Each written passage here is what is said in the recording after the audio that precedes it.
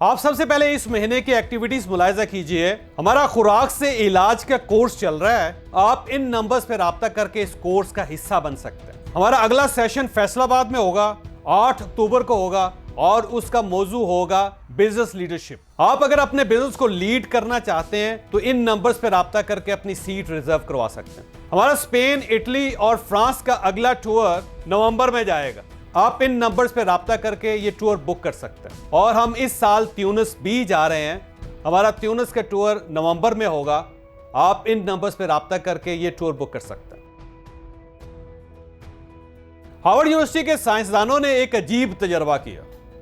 इन्होंने एक बड़े से पतीले को चूल्हे के ऊपर रखा, उसे गर्म किया और जब पानी ठीक ठाक गर्म हो गया तो उस पानी को एक साइड पर रख दिया गया और साथ ही उनके पास 8 चूहे थे। कितने थे? 8 चूहे।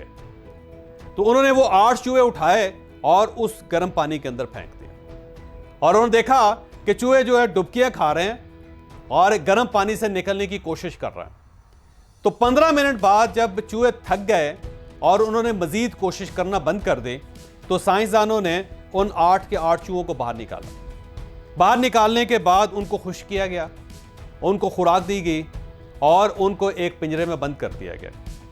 जब वो 20-25 मिनट बाद सेटल हो गए चूहे तो इस साइड से उन्होंने पानी को मजीद गर्म किया, इतना गर्म किया कि पहले से डबल पानी गर्म हो गया। और उसके बाद उन्होंने उन चूहों को दोबारा उठाया और उठाने के बाद इस गर्म पानी में फेंक दिया। और यहां पे एक अजीब तजर्बा हुआ, एक अजीब किस्म का फिनोमेना सामने आया कि वो चूहे जो पिछली बार 15 मिनट बाद थक के हिम्मत हार गए थे, वो इस बार 1 घंटा स्ट्रगल करता रहा। 1 घंटे बाद उनके चेहरे पे और उनकी मूवमेंट में थकावट महसूस हुई।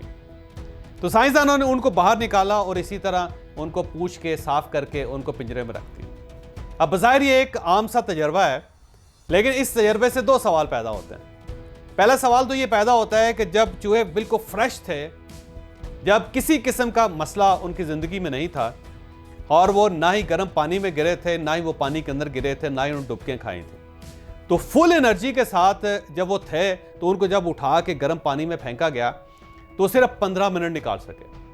15 मिनट बाद उनकी हिम्मत जवाब देगी। लेकिन जब दूसरी मर्तबा जब वो थके हुए थे, झुलसे हुए थे, एफर्ट करके कमज़ोर हो चुके थे, उनके अंदर एनर्जी नहीं थी, लेकिन जब उनको उठा के उसके अंदर फेंका गया तो 1 घंटे लड़ते रहे हालात के साथ। अब सवाल यह है कि जब आप थक गए थे तो मेरा ख्याल यह है कि उन चूहों को 2-4 मिनट बाद जवाब दे देना चाहिए था, उनको स्ट्रगल करना बंद कर देना चाहिए था, लेकिन वो स्ट्रगल करते रहे। अब आपके जहन में भी ये सवाल आएगा कि ऐसा क्या वाकया हुआ कि वो जब ताकतवर थे तो वो कम लड़े, लेकिन जब वो कमज़ोर हो गए तो उनकी लड़ने की स्पिरिट्स बढ़ गई, उसमें इजाफा हो गया। सवाल यह कि क्यों ऐसा हुआ? इसका जवाब बड़ा दिलचस्प है। ये याद रखें कि जब पहली मर्तबा उनको पानी में गिराया गया था तो उन्हें बचने की उम्मीद नहीं थी। उन्हें कोई तजर्बा नहीं था कि कोई हाथ आ सकता है और उनको उस पानी से निकाल के बचा के एक साइड पर रख सकता है। लिहाजा उम्मीद की कमी की वजह से उनकी फाइटिंग फोर्स कम थे। लेकिन दूसरी मर्तबा जब उनको दोबारा पानी में डाला गया तो एक तजर्बा हो चुका था। उन्हें एक उम्मीद थी कि अभी कोई ना कोई हाथ आएगा और हमें इस डूबते हुए गर्म पानी से निकाल लेगा। लिहाजा वो गरमाइश से भी और पानी दोनों से लड़ता रहा और वो 1 घंटा तक लड़ लिया। ये याद रखें कि जिंदगी में अगर उम्मीद नहीं होगी तो आप लड़ नहीं सकेंगे। ये उम्मीद होती है जो आपको लड़ने पे, मुकाबला करने पे मजबूर करती है। लिहाजा जब भी कोई थक जाए जिंदगी के अंदर तो वो सिर्फ एक काम करे, वो उम्मीद पैदा कर ले।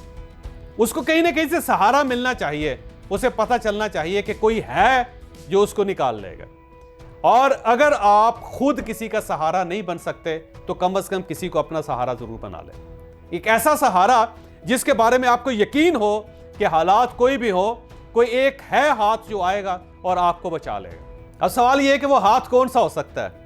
वो हाथ आपके दोस्त का भी हो सकता है, आपके भाई का भी हो सकता है, आपके लीडर का भी हो सकता है, आपके हमसाये का भी हो सकता है, किसी आम इंसान का भी हो सकता है। और इन सब से बढ़कर अल्लाह ताला का हाथ भी हो सकता है जो हर मुसीबत से आपको निकाल सकता है। लिहाजा याद रखें कि जब तक आपकी उम्मीद जिंदा रहती है आप जिंदा रहते हैं। जब उम्मीद खत्म हो जाती है तो फिर आप फौत हो जाते हैं। उम्मीद एक ऐसी ताकत है जो मौत के मुसाफिर को भी जिंदगी में वापस ले आती है, जो झुलसे हुए, तड़पते हुए, टूटे हुए, एक्सीडेंट से मरे हुए लोगों को भी जिंदा कर देती है। लेकिन जब उम्मीद खत्म हो जाती है तो एक सेहतमंद शख्स अपनी चारपाई पे, अपने बेड पे लेटा हुआ मर जाता है। लिहाजा जिंदगी में अगर कुछ करना चाहते हैं, आगे बढ़ना चाहते हैं, तो कुछ भी हो जाए, उम्मीद का सहारा आपकी जिंदगी से नहीं निकलना चाहिए। उम्मीद नहीं मरनी चाहिए, क्योंकि जिस दिन आपकी उम्मीद मर जाएगी, आप यकीन करें कि आप जिंदा दरगोर हो जाएंगे। आप हयात होंगे लेकिन अंदर से मरे होंगे। आपकी सांस चल रही होगी लेकिन अंदर मौत होगी। आप जिंदगी में कामयाब होंगे लेकिन एक मुर्दा जिंदगी गुजार रहे होंगे। लिहाजा याद रखें कि उम्मीद को मरने ना दें अपने अंदर, क्योंकि अगर उम्मीद कायम रहेगी तो पूरी दुनिया मिल के भी आपका हौसला नहीं तोड़ सकती, आपको नहीं मार सकती। लेकिन अगर उम्मीद खत्म हो गई तो पूरी दुनिया का हौसला मिल के भी आपको जिंदा नहीं रख सकता।